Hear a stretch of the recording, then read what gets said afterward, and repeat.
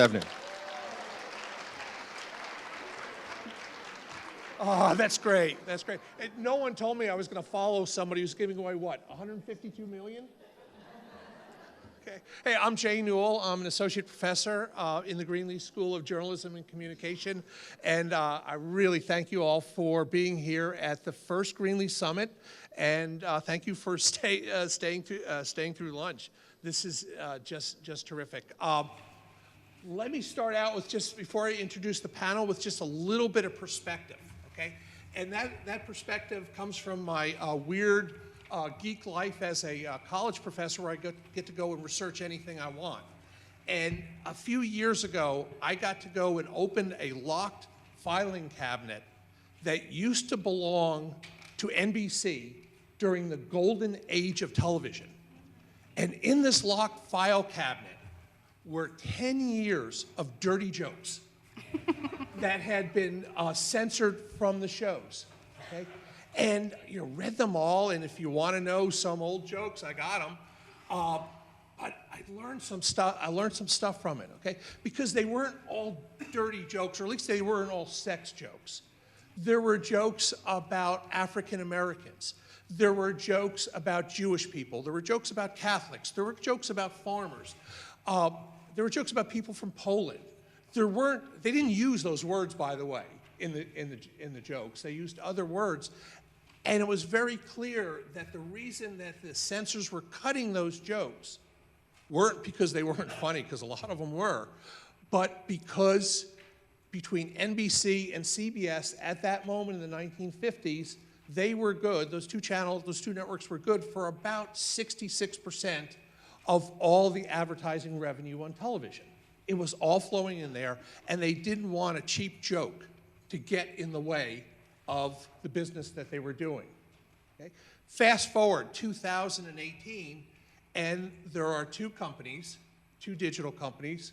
Google's one, Facebook, that we'll be talking about in a minute, is the other, and they are responsible for about 2/3 of all the digital advertising spend in this country. Okay? And one of them seems to be right at the brink of screwing it up. What we're going to be talking about today is what's going on right now, how it's being used. For some people, it's going to be a refresher in the digital uses of Facebook. On the content end, for some people, it's going to be new stuff.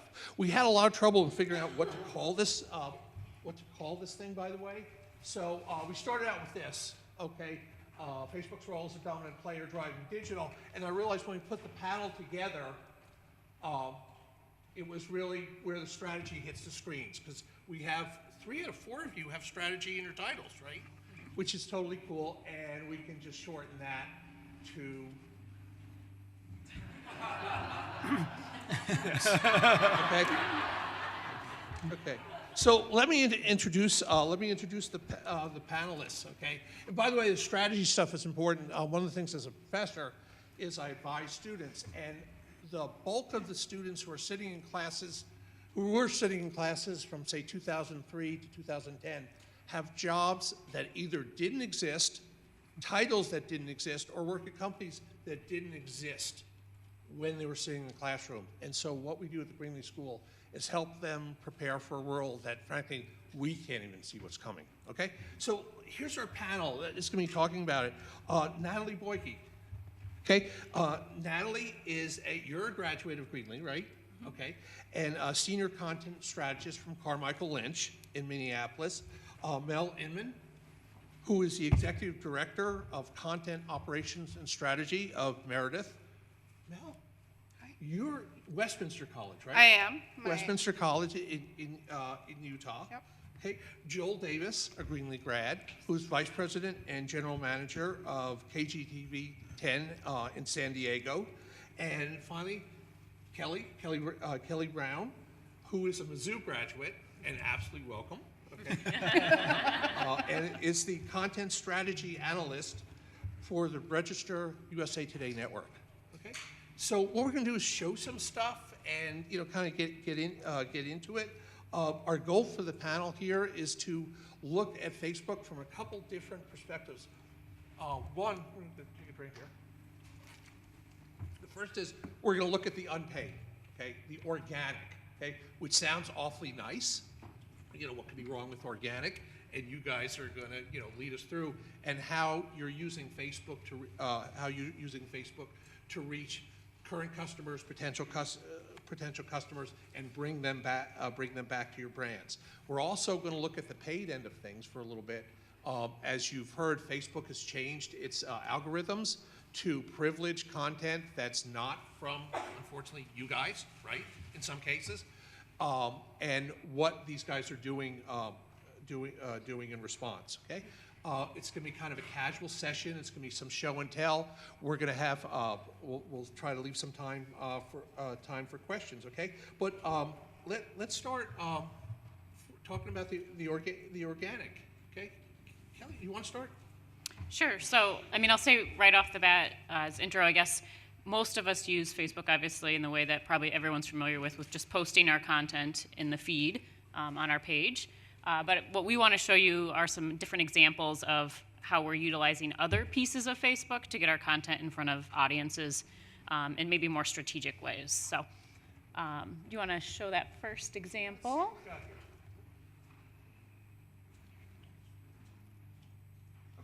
Okay, so one of the ways that the Des Moines Register really looks to get their content in front of the right audiences is by using existing Facebook groups. So this example here, Lost Des Moines, you can see has about 20,000 members. It's one of many, many, many groups that are out there already. And what we do is we strategically just look at, you know, if we're posting a story about X, is there a group that exists already that we may be able to get some eyeballs on our stories on because of that. So if you don't mind moving, we'll move quickly through these. There's a variety of different ones. This here you can see Courtney Crowder is one of our reporters, and so she's posted, you know, this little story that she wrote over the weekend on the eaglets in this group because she thought that these people might be interested in talking and engaging about that topic. So it's not a very intensive sort of process, but it's one that we can also increase the people and go after a very specific group of folks that might be interested in a type of content. And then, of course, if you go to the next slide, what we also try to do is just hope that we can also influence other people to post their content or post our content in their groups as well, so wherever they're already having those interactions. Because, again, you're just able to kind of get their attention right away off the bat because they're interested in the topic if they align. Great. You want to give the Meredith? Yeah, I'll talk a little bit about how we use groups and sort of how we approach Facebook overall. So Facebook has clearly been a big traffic driver for us in the past, and we saw some pretty significant declines from a traffic perspective last year when they did a significant algorithm change. Thankfully, since their most recent changes that they've made to sort of deprioritize brands in the feed, we haven't seen any significant drop-offs, but I think partially that's because of their trusted brand strategy. So a number of our brands are ones that consumers know incredibly well, so we haven't felt the hurt quite as much. But we've also focused on making sure that we have a strong engagement relationship with all of our consumers and users on Facebook. So we've taken to creating some niche groups on Facebook of our own. So I think here you go. So this is one for Shape, which is one of our brands. We created a group that was specific to a challenge, like a workout challenge that they wanted to be able to launch, and they wanted to be able to support people through their transformation journey. So we partnered with Jen Wiederstrom from The Biggest Loser, so a well-known trainer, and she really served as the group's host. And then the rest of the editorial team was also in here interacting with users.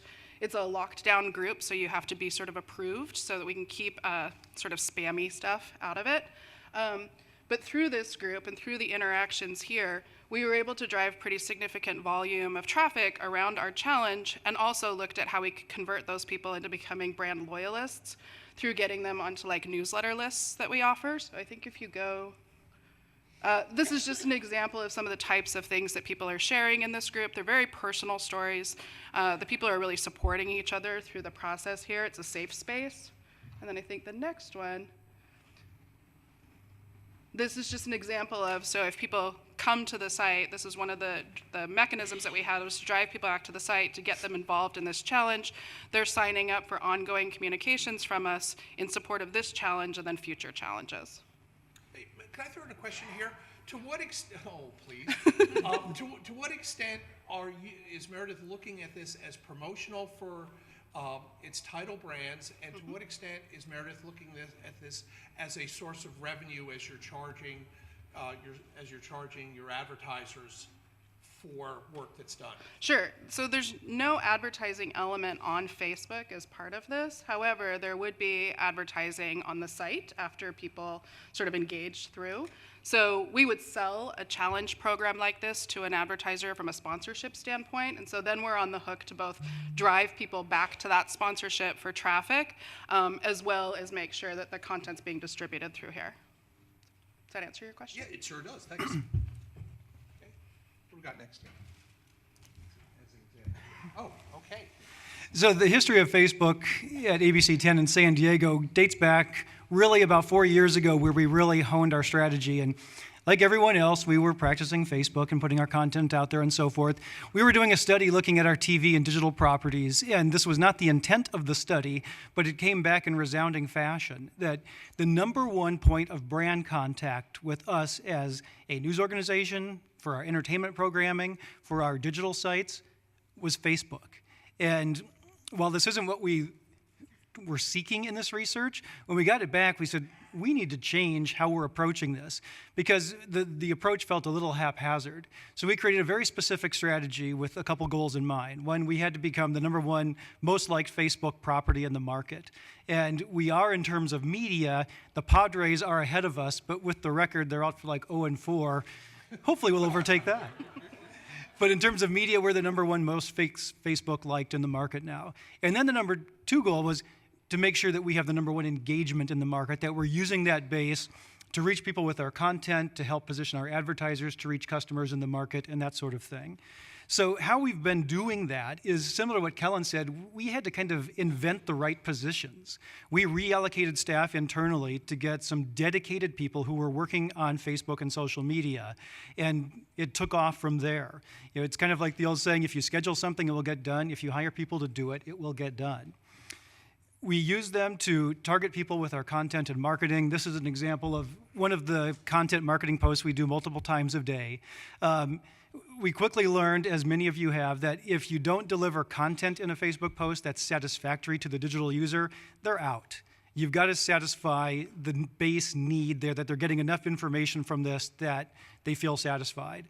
But if you're not using that to also market as well to other properties you have or other platforms you have, we also found you're missing a great opportunity. The same research we did found enormous potential for cross-platform back and forth between our television product, our digital product, our .com, and our social media products. So it's the brand, whichever one of those platforms you're looking at.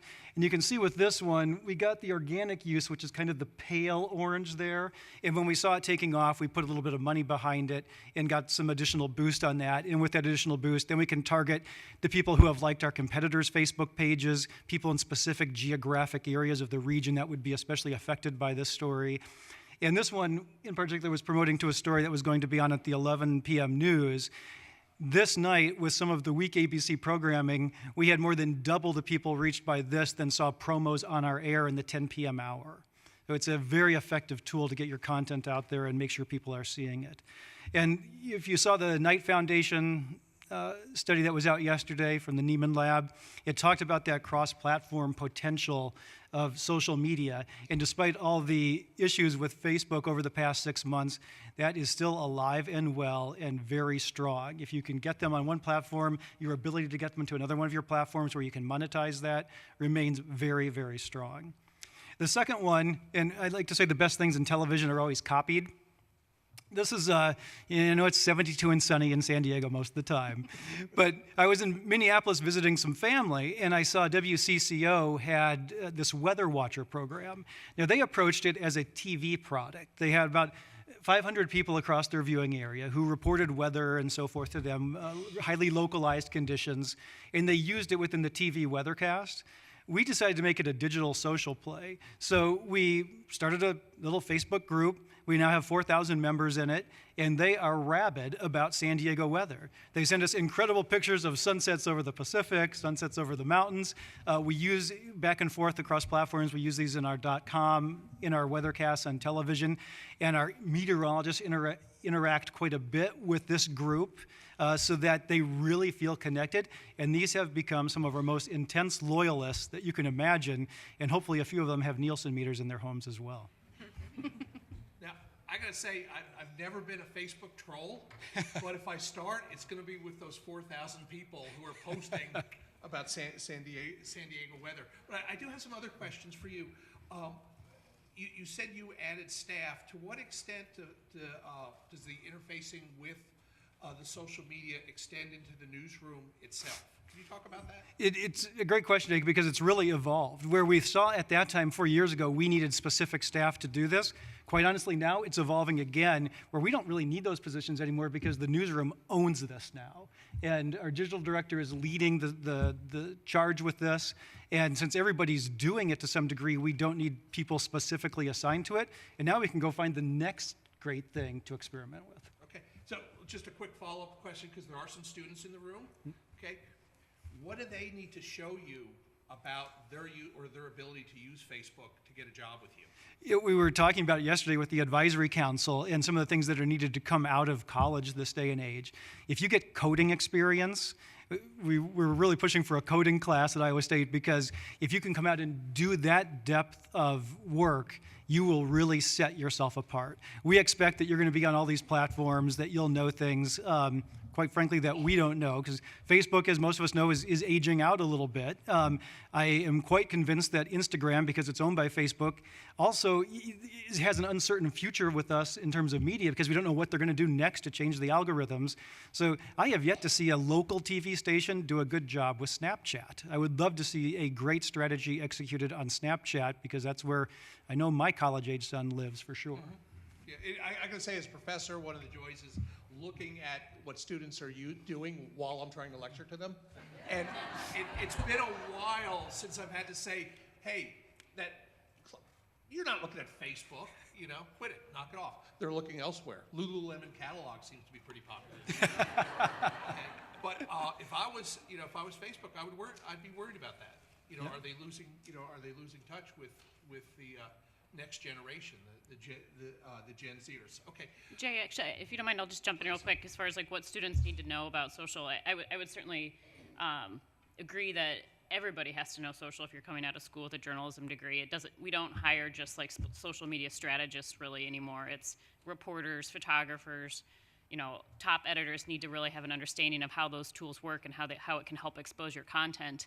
And truly, especially young reporters coming out of college, need to know how to report off social media and vet the posts, how to curate around them, how to find breaking news on social media, and understand how to put that all together into a story that is well reported, accurate, and truly reflective of what's happening, and then update on it very quickly, as well as just report the news themselves on social media. So certainly anyone that's out there that's looking for careers, that's a basic expectation. And I guess I would say I think there still is a role for a social strategist, because I think there are sort of need an overarching understanding of what you're trying to accomplish as a business. And I think that's the biggest thing, is being able to like really clearly articulate out what your goals are and then align your strategies with them. Because so often I see people sort of just willy-nilly throwing things out into the universe and then not getting the result that they thought they would, right? But they were either misaligned from the very beginning on being able to clearly articulate their goals, or in the tactics that they took to try and achieve them. Well, okay, now speaking of willy-nilly throwing stuff into the universe, can we talk about advertising on Facebook? And Natalie, I know you have a real point of view, because you've kind of really brought people into, brought some of your brands forward.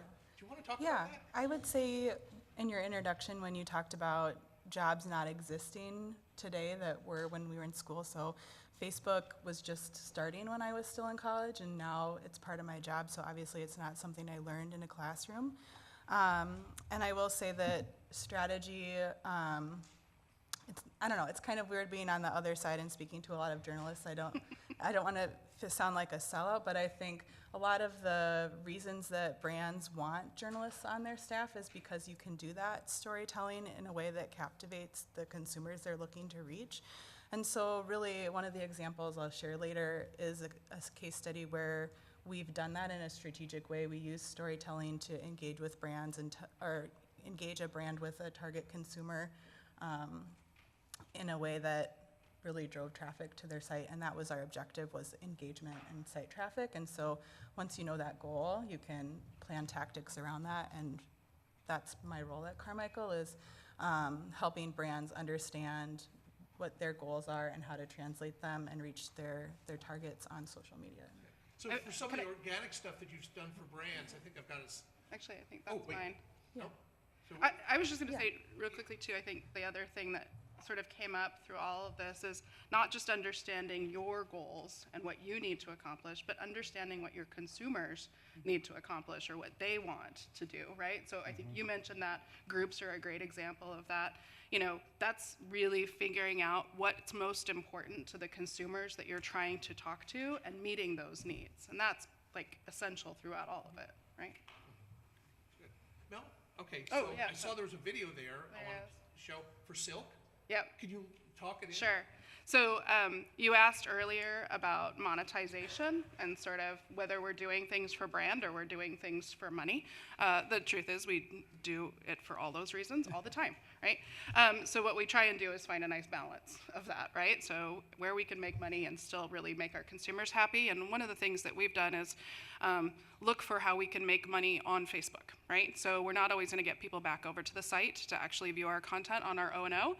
Or owned and operated. So we look for opportunities where we can monetize within the Facebook environment. And that's not by, necessarily like running our own ads or anything like that. This You next wanna example, show, sure. Want to show So- like 20, 30 seconds? Yeah. Okay. This is just how we leverage Facebook Lives or other video products and do some advertiser integration into them. Our test kitchen. I'm Lisa Valenti, Eating Well's digital nutrition editor and registered dietitian. And I'm Devin O'Brien, Eating Well's digital food editor. And today we're making 3 really fun smoothies sponsored by Silk. So we're going to do a high protein almond butter smoothie and also a make ahead green smoothie. And we're going to start with showing you how to make smoothie bowls at home. And we're going to show you how to make them really beautiful, really deck it out, and make it Instagram worthy. Yeah. But first we'll just start with how to make this smoothie bowl. So we're going to start with a banana, and this recipe is...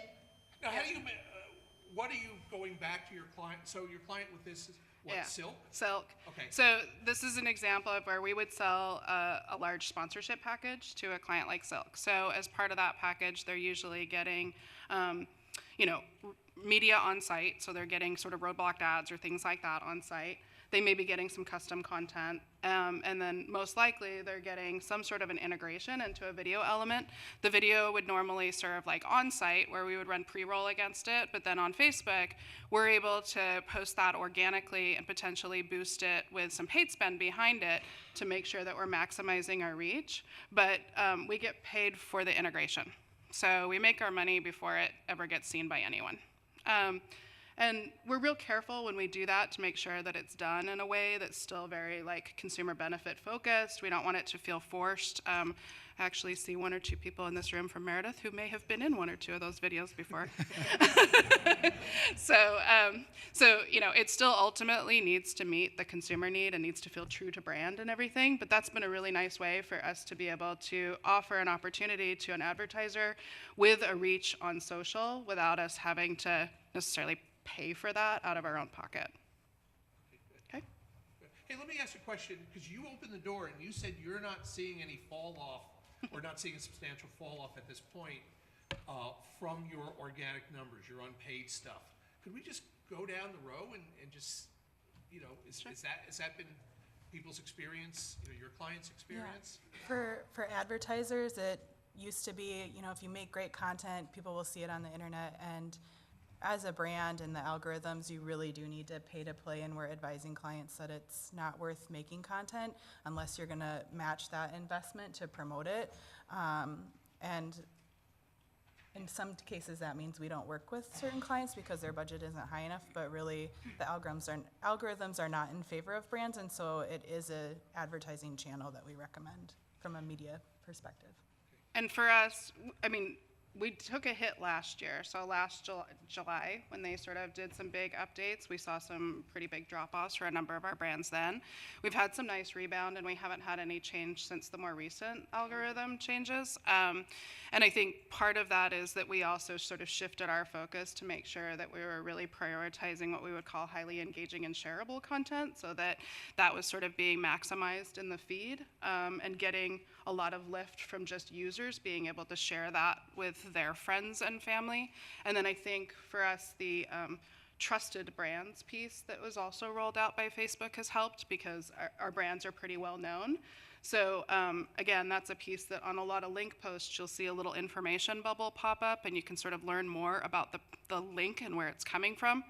And brands like Better Homes and Gardens, you know, have been around for a long time. They sort of have that legacy history of being quality, so we haven't seen a suppression there. Kelli, how about, you know, from a news brand, are you immunized from this stuff, or are you having to deal with I wish. Facebook's algorithm hell? I think a lot of what our experience has been is similar to what Meredith's has been, in that last year we did see a very big drop off, just as that algorithm shifted, but rebounded nicely as we got smarter about the sort of content we were posting. I think a lot of news organizations just kind of took social for granted until that change happened. And I know, you know, at the Des Moines Register, we've been more strategic about what time of day we post specific types of content based around topics that we know perform well. We've been very conscientious about how many posts per day we want to post, experimenting across the USA Data Network and posting more often and trying to get more, you know, maybe less engagement but more click-throughs, posting less often with more engaging and more shareable posts. And there's been wins kind of on both sides of that. So it's a little bit of, you know, experimentation, and you have to really look into the metrics to see what content is performing best for you on that social channel. But also, I mean, in the news business, it's so fickle because of breaking news. You know, we've had huge breaking news here in Iowa over the last 3 months, and so we've seen our social numbers and our search numbers, everything go up because we've become very strategic about how we respond to that when we see a story that does very well on social. And so you kind of throw all your horses at the story that's doing very well. You hold back on some of the other pieces that may not get the reach, because the internet at that very moment cares a lot about one big topic. And so you just really want to kind of go after that and save the other good stuff for later when the internet has moved on from that big topic. So it is. I think we've become a lot smarter about it, and so we're not feeling this most recent impact. And I know even just myself, I still have a pretty organic feed, especially for a news person, and I'm seeing a lot more news media content in my feed. And so I think some of those changes Facebook has made is recognizing that, you know, I care about news, I share news, and so hopefully some of those changes are helping the industry.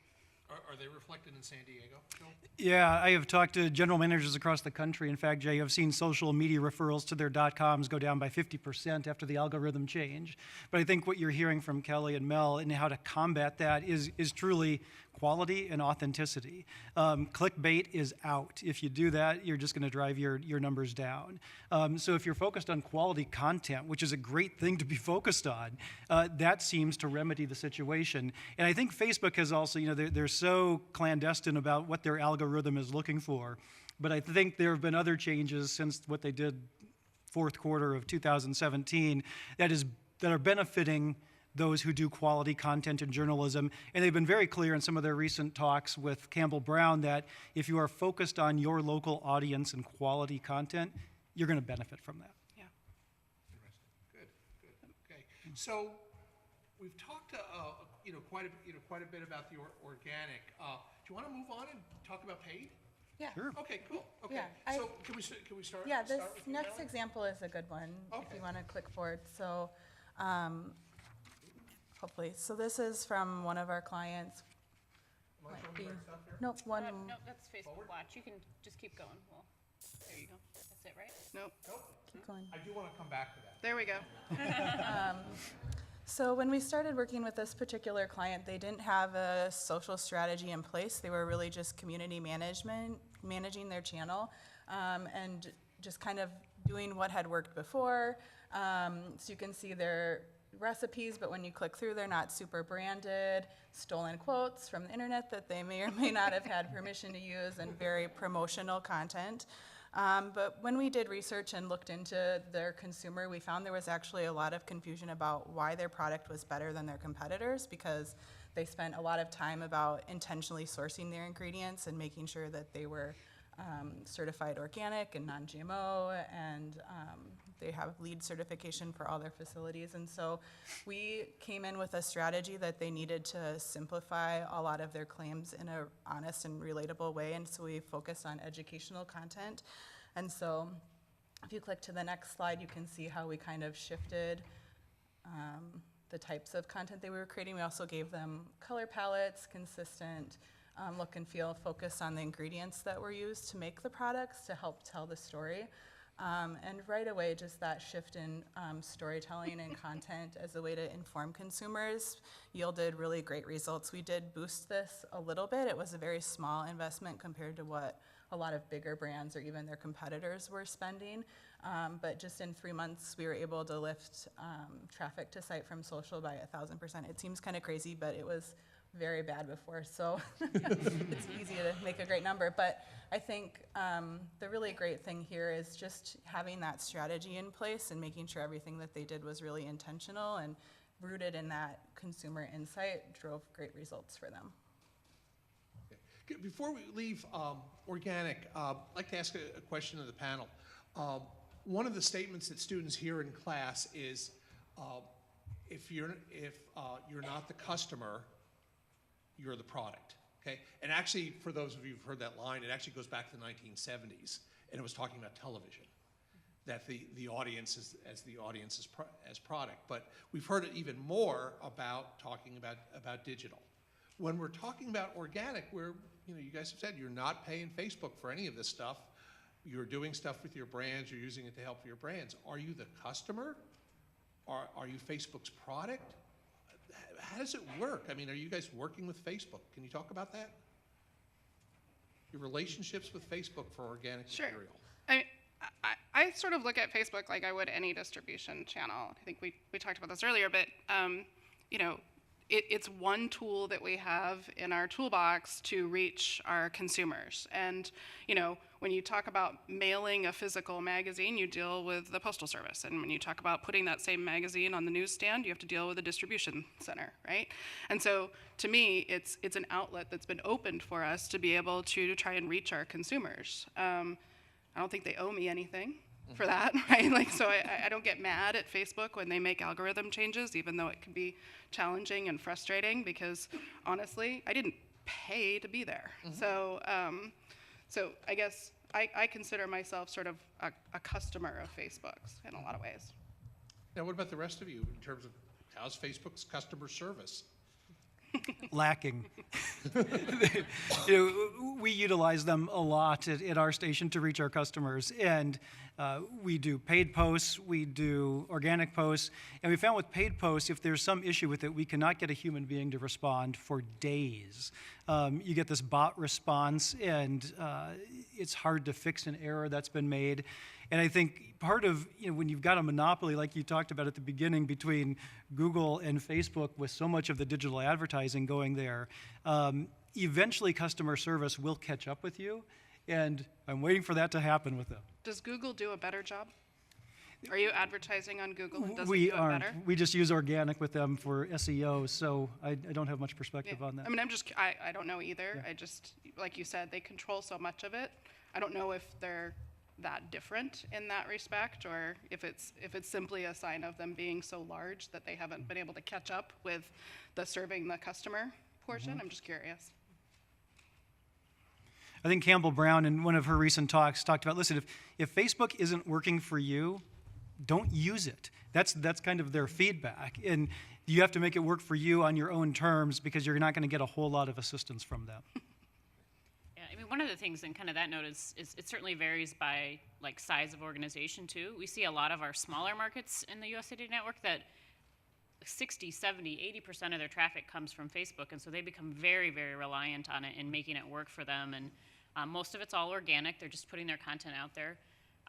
But it truly becomes part of their business model in a way that's sometimes, not reflected the same in a bigger organization, or even like an organization the size of the Des Moines Register, where we have more diversification to reach audiences. So there's certainly, I think, concerns about how Facebook acts as a distribution platform, but yeah, we have to keep that perspective that it's there as an outlet for us, and it can change, and something else will come along at any point as well and force us to make new decisions. And that's just the danger with being overly reliant on any source, right? Like, look at what happened to like Little Things or publishers like that who put all their eggs in that basket, right? It's huge hurt. So. Now, did you use the phrase "all the eggs" so we could lead into that? Oh yeah. Okay, so because this is, we're within, Greenlee School's within a college of liberal arts and sciences, that there's no more liberal art than Easter egg decorating, right? So I'm gonna have to go back in this and see if we get that. Is that it? Yeah. Yeah. Okay. Let's see if we can find this. So you're gonna get something out of the session that you weren't expecting.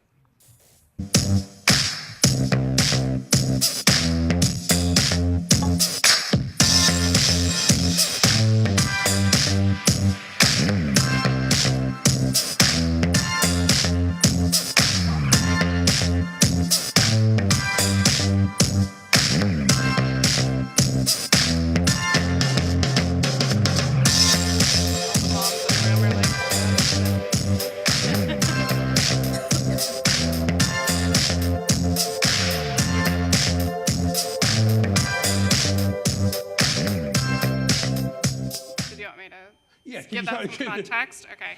So this was actually a video that we first launched through Facebook Watch, which is, for those if you don't know, is a relatively new sort of video viewing platform within Facebook, right? So it's where they've sort of said, we want to create an environment in which people subscribe to channels, and it's meant for sort of serialized viewing. So the idea is that you come back each day or each week or whatever on a regular cadence for an episode around something. And so Better Homes and Gardens has a Facebook watch page that's specifically called Made by Me, and it's all about handmade crafts or home decor items or things like that. So in producing this video, as we were ramping up for Easter time, we had done a lot of research on sort of trending terms and things like that, like we would for any sort of SEO content development. And shaving cream Easter eggs was really starting to take off. And so we produced this video as part of a longer piece that we ran on site. So the video ran on site, but then we posted it directly to our Facebook Watch page. And it went nuts. And that page was still relatively new for us, so we had about 200,000 subscribers to the Facebook Watch page, and we gained 170,000 subscribers in about 2 days. It overall, in the first 24 hours, it racked up 21 million views. In the weeks, it went up 2 weeks before Easter, so in the weeks leading up to Easter and since, it's now at a little over 60 million views. So, shaving cream eggs. But I think that the idea, again, is that Facebook Watch is another place where you have the ability to tell like really good stories with your consumers and sort of guide them down a path of something that you think will be meaningful to them, and then allow you to sort of tell your stories. I should also mention that this had a link, right? So it ran as the video on Facebook and had just a single link that was like, get the full directions. We do that on everything, like all recipe videos, all craft videos, all that kind of stuff, right? And it usually moves some traffic. This one was our highest performing page for the entire month of March and leading into April, and we had over 582,000 visits to that story, which I think most of you would say you could probably do it based on what you saw. So that was sort of remarkable. So. Yeah, I can add a little to the Facebook Watch thing. It's certainly a newer phenomenon, and I think it's made especially for kind of the lifestyle sort of content. I think news industry is struggling a little bit more with it, and if you go back a couple slides, there's some examples of what they are doing. If you go back one more, so this is what Facebook Watch looks like when you guys get to it in Facebook. There's a little video icon, which is a little cut off there. But like they're really not looking for like straight news out of this. It's more kind of things that are built on entertainment and personality, lifestyle sort of pieces. And so the news industry, I think, is trying to figure out where our place is in that. USA Today is playing with kind of more specialty content. So we did a big thing on the border wall, and so there were a bunch of episodes on that. And if you go to the next one, we're also, of course, experimenting with just the idea of like good human storytelling. And so we've created these sort of video franchises and brands. This one is called Humankind. There's one called Animal Kind. That's sort of that just sort of shareable, feel-good, warm, fuzzy content. And that's what we're finding is performing best on Facebook Watch as a way to kind of extend our brand kind of beyond just what you would expect in straight news. And when you say brand, is it the local papers, or is it USA Today, or Both. what is it? Both. So USA Today has their own brands and franchises that are on this platform, and then some of the local markets, especially the larger local markets that can do higher quality video, are getting into this space as well. But it has to be that the expectation with Facebook Watch is that it's higher quality, it's a little bit longer, it really has a good story arc. It's not that sort of raw video or the breaking news stuff out of the moment, or really even like explanatory video. It's got to have a reaction that it would elicit from you, have personality that's driving it. Yeah, I mean, our Easter egg thing is sort of not following all the rules. Like that channel doesn't. We have other channels that are more long-form video content, which it is more that storytelling approach.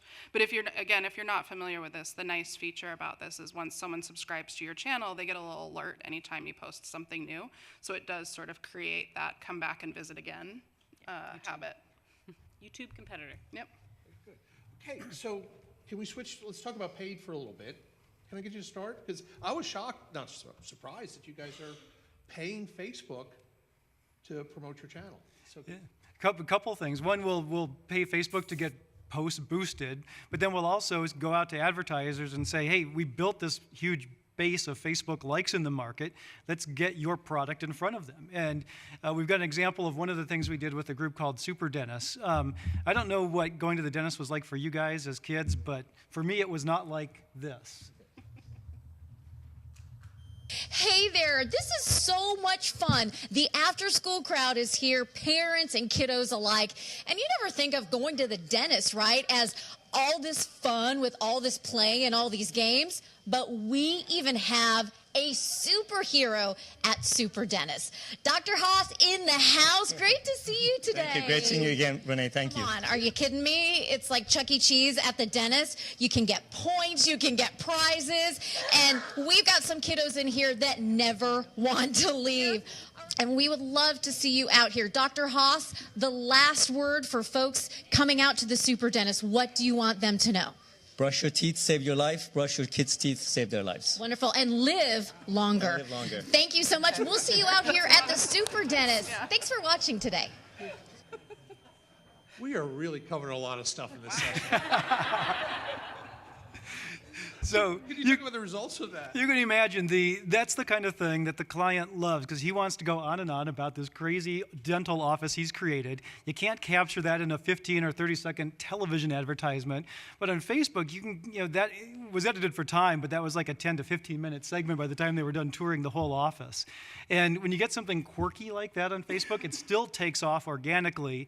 Then we put a bunch of money behind it to boost that as well, and it's a great way to get another revenue stream coming into the station. You just have to be sure when you post that it's got the little sponsored logo so you don't get in trouble with Facebook.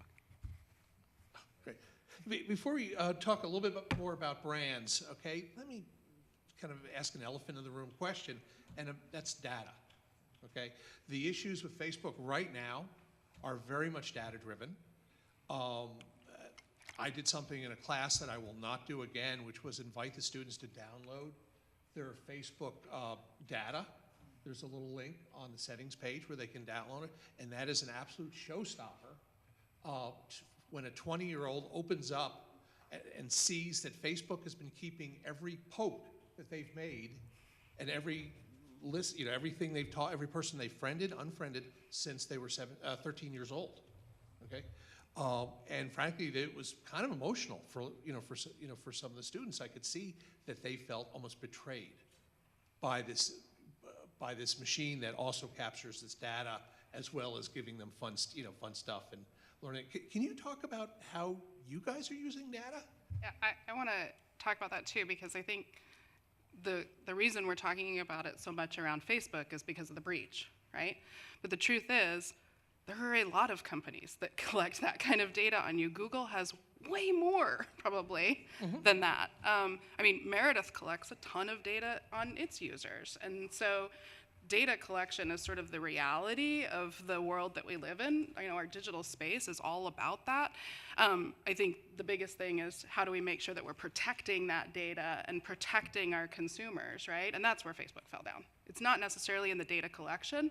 It's in the fact that they failed to protect the data they'd collected. That got used in what people thought is a unsavory way. Yeah. Okay, so but you guys are in the stream here, right? It's some of your data. Can you talk about that? Yeah, I would say we're very careful with how we target consumers, and I think there's always that opportunity to use it for malicious behavior, and we have a code of conduct both at our agency and our holding company that's not why we're in the business. And Facebook has been making updates in the types of targeting that's available to us even.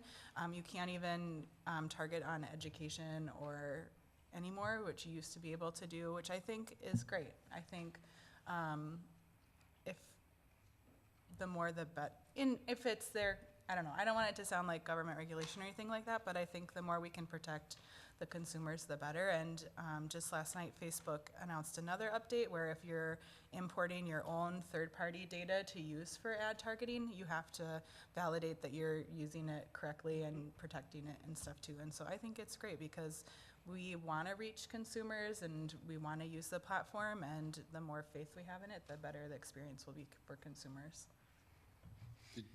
Yeah, from our perspective, we love to use the data because it allows us to reach people who aren't necessarily in our stream yet.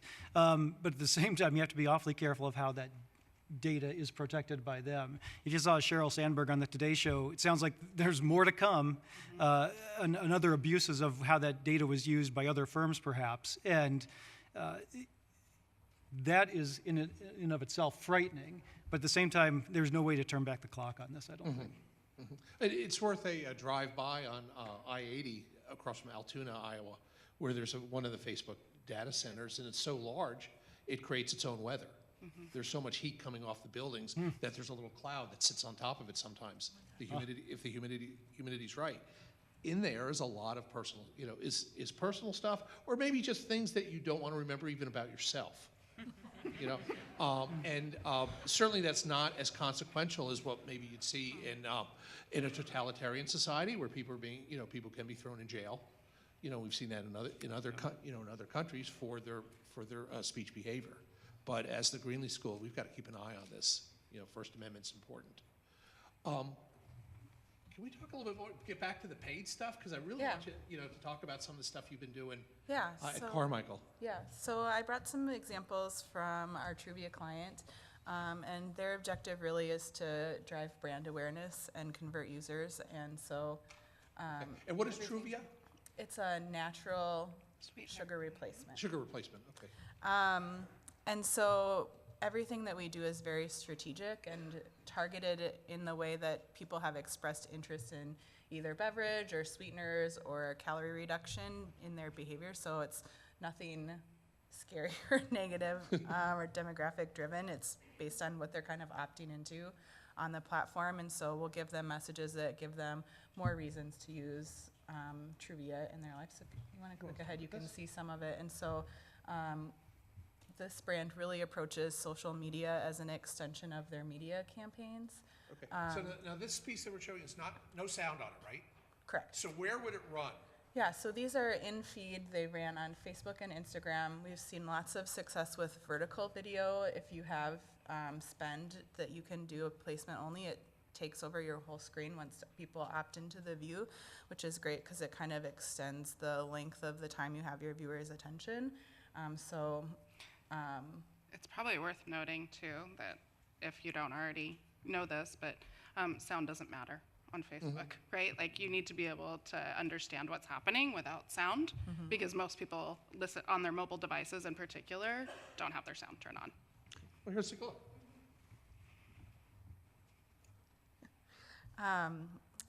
So as I mentioned, these are very pointed. They say the brand message. They continue the branding that you'll see when you click through to site for more information. And we always try to include the actual product package so people will recognize it on shelf. If you click to the next one, you can see too, we've taken more traditional, like 30-second TV spots and extended those onto social as well with shorter cut downs, so they get placed on pre-roll video, but also in feed as a sponsored post. So I think one more, Jay. And I think it'll, maybe it will play if it clicks, I'm not sure. There we go. So you can see this is just a cut down of the full campaign now that's Pick Nature Sweetener. And it's just much shorter, but it keeps the key messages from the campaign. And we've seen lots of good results with this again. And so I think I said that, but just reinforcing, we're looking at social as more of another placement. So they're doing paid search, they're doing the traditional TV buys, but they're also thinking as social as just another extension of where they're putting their message and their advertising. Good. Hey, if there's nothing else, maybe we could open for questions. You guys up for some questions? Sure. Good. Okay, let's do some questions. I am going to reserve the last question for myself, though. Okay, so questions?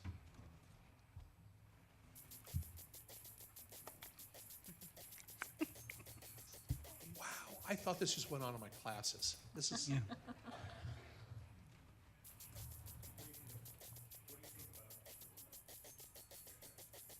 Oh, can we have more mic on the? 1, 2. Oh, Oh, there we go. What do you think about Facebook Live? When is it an effective time to use Facebook Live, and what kind of metrics do you watch for success when using Facebook Live? I'm happy to jump in there.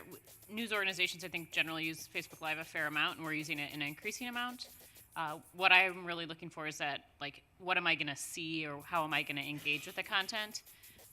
For a long time, I think news organizations were playing with the idea of, like, I'll bring in this expert and they'll talk to me about, 401ks for 30 minutes and give me all sorts of expert advice, but nobody wants to stick around and, like, sit and watch their phone for 30 minutes like that. And so we've really moved into, especially, live coverage obviously is a great place for Facebook Live. But the sort of things where you can, like, a sneak peek tour of a new store that's going to open, or a restaurant that's going to open, or watching a chef make this new dish that's supposedly, winning all these accolades. So just really looking for that sort of experience, more so than, like, the long chat. And truly for most media sites, what's key is figuring out how do you get that content that you're producing on both your site and on Facebook Live, using some of the new technologies as well. As far as looking for the success, you're obviously looking for the number of people that have watched it, and how long they're sticking with it. So, are they in and out within 15 seconds? Are they sticking around for a minute? Are they sharing it? It's kind of the typical Facebook engagement metrics, I'd say, but I'm really looking for that more of an experiential piece of content when you're doing a Facebook Live. Yeah, we've tried doing things like sit-down discussions, and that's boring. Like, no one watches the sit-down discussions or panels, right? They want to, like, see action happening. It's really good for when you're trying to demo or give those behind-the-scenes sneak peeks and things like that, and events have worked particularly well for us. We do some organically that are just around brand and things that we want to do for the brand.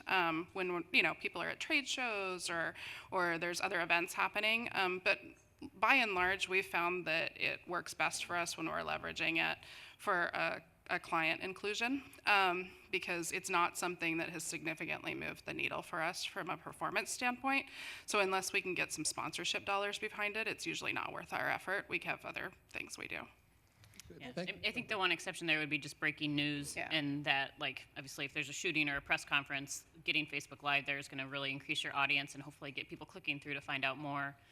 We also had a lot of success last year when the legislative session was so hot that we could take it in Facebook Live, when an open hearing was, and giving people access to that sort of, it was open, public could have gone, but, the number of people that are going to get off their couch and go to it was limited, but they were interested enough.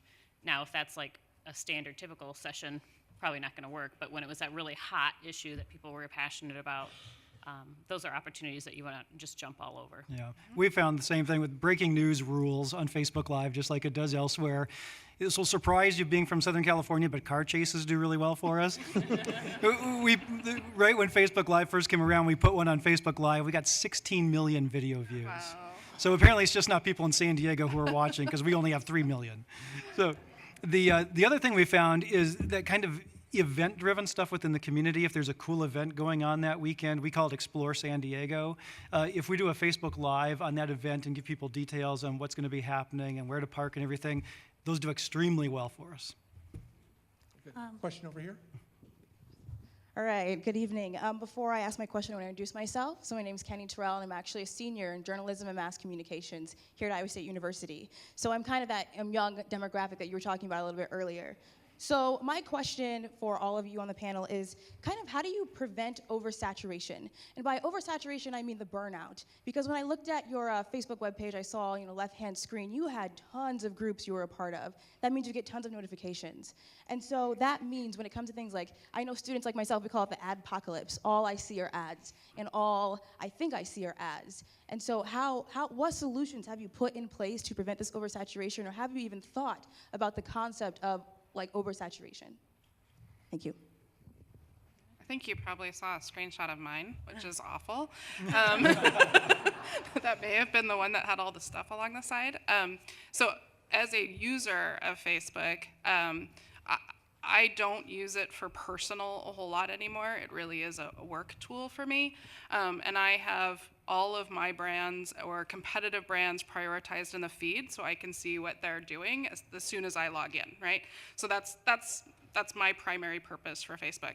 As someone who is using Facebook as a platform to reach consumers, we're very cognizant of sort of the oversaturation, but given the changes in the news feed, it's not a huge issue because it sort of tempers itself. Like no one logs in and literally sees everything that you have posted to your page, right?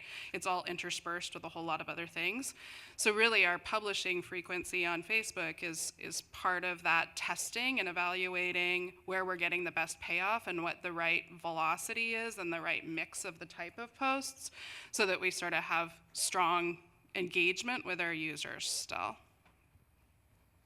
Yeah, I would agree with that. I mean, we're actually doing more experimentation on YouTube with the oversaturation sort of piece of it, in that instead of sending every single video we produce to our YouTube channel, should we be sending specific ones that we think will resonate better with that audience.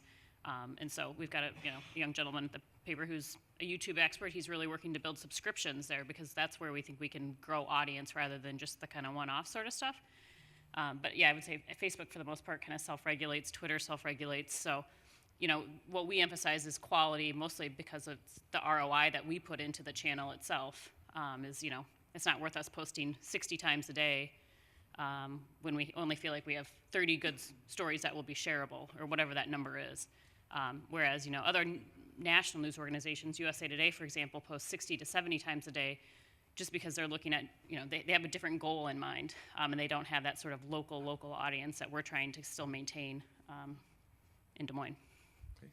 One more question? From an can I weigh in on advertisers? I know you talked a little bit about feeling like all you saw are ads, and that's something definitely as an agency that we try to advise our clients to avoid, and Facebook has a lot of tools on the back end to actually help that. So you can set reach and frequency caps so that your target consumer doesn't see the ad more than once a week. You can also, it used to be that you would have to set up separate ads to reach your target on Facebook and Instagram, and now they've unified things and they call it, I think, dynamic targeting. And so you can ensure that your target consumer only sees it once in one place, so you're not reaching the same consumer multiple times on multiple channels in a way that feels obtrusive to them. You can set that limit in where you want to reach them. So we really encourage our brands to be thinking smartly about that and using the tools in a way that makes the experience very consumer first. So can I add one please. more thing? Yeah. Sorry, one more thing. I think the other thing too is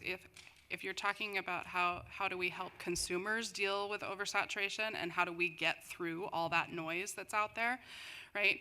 It's like any sort of distribution market, right? It's like, how do you stand out on the newsstand? And so this is another way in which we have to make sure that we are crystal clear on the unique value proposition that we deliver to our consumers so that they absolutely want to prioritize us in that feed. Does that make sense? Good. Okay. One more question. Okay, Dan? It's a little bit twofold. Hopefully it won't take up too much time. But you mentioned acknowledging when things are growing organically and then making the decision to spend money to boost it. Is there a metric by which you determine that by spending money, the juice is going to be worth the squeeze. And then also, when things are happening so quickly on social, from a managerial perspective, if something's taking off at 2 a.m., does an assistant digital editor have the power to spend that money in the budget at that moment? The answer will be twofold as well. In terms of the metrics we look for, I think everybody has an idea of what their average post does. So you know when a post is starting to go viral because it's surpassing those numbers, and that's when we put money there. We actually, this was not the case even 2 years ago, but now fully 50% of our marketing budget goes to digital properties. Facebook is one of them. So we really have a lot of money reserved for boosting and other things that we do on other social media as well. And as for the 2 a.m. question, and we've made it clear that there's somebody in charge of digital at every moment of the day. And while it has to permeate the newsroom, that everybody embraces this, from the photographers to the anchors to the reporters, you always need somebody in charge to make the call. So we're staffed 24 hours a day, so there's always someone who's designated as the in-charge person. And if we miss an opportunity, we can go to them and say, hey, what happened? We missed an opportunity there. I would add we use a suite of tools, right, to help inform all of our decisions about what's happening with our content. And so one tool that we use specifically for social is a tool called CrowdTangle. Some of you may know that. But it gives a really nice digest report. You can set up all sorts of alerts. You can have Slack alerts, you can have email alerts or things like that, and you can sort of set within it virality rates. So when things start to sort of exceed normal virality rates, which is a combination of a bunch of different metrics, you can get pinged and get those alerts, and then be able to decide if it's something that you're seeing as worthwhile to invest in. And then someone would get up at 2 a.m. and do it. Okay, can I throw in one last question? Okay, so here it goes. Okay, so there's a British TV show called Black Mirror. Okay, some of you guys know it. It's a horror show. It's about technology going really bad.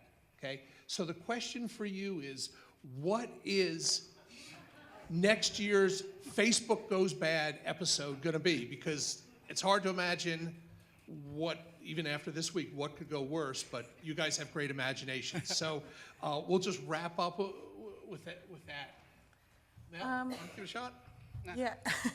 So I think this week is a good example of what could go wrong, but I think you can always think of something even more malicious. And so I get a little wary of how much we put out there, like the location tagging and someone using it to be predator. I mean, we talked a little bit about news anchors becoming victims of stalking, and I worry about social being a tool to empower those kinds of behaviors.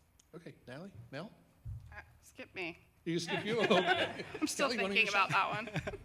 I guess mine is more from a selfish standpoint, in that if Facebook simply ceases to exist, or enough people give up on it, that as news organizations, we're going to be in a lot of trouble. As we talked about, we've committed a lot of resources to building an audience there, and if it goes away, then we have to find a new one, which we will do.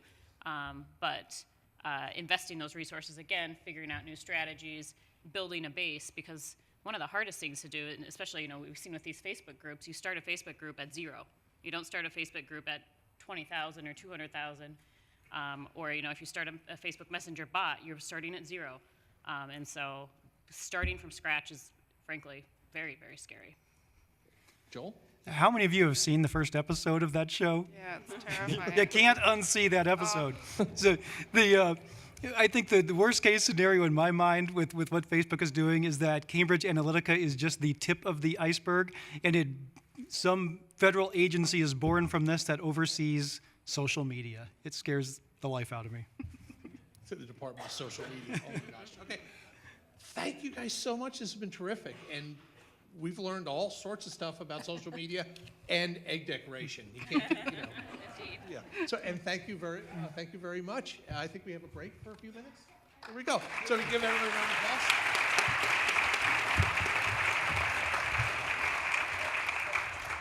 Want to make a quick announcement before we go on our break. I know one of the main goals today was to learn something new. So if you want to continue on the Learn Something New train, the PRSA